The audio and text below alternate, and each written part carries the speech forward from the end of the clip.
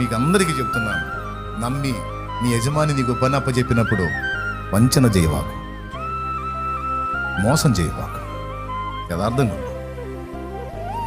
నువ్వు మోసం చేస్తే నీకు 10 లక్షలు రావచ్చు, నువ్వు యథార్థంగా ఉంటే నీకు 50,000 రావచ్చు.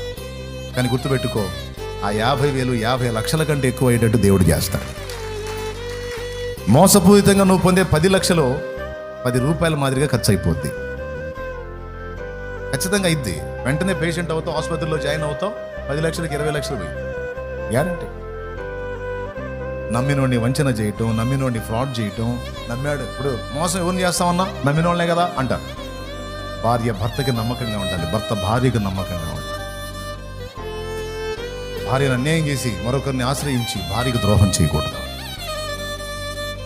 నువ్వు చేసిన పని నీ భార్య చేస్తే ఉరేసుకొని వస్తావు, కానీ చేయలే. నిజాయితీ ఉంది, తేడా పడ్డావు, దిద్దుకో, వదిలే, నమ్మకంగా రా,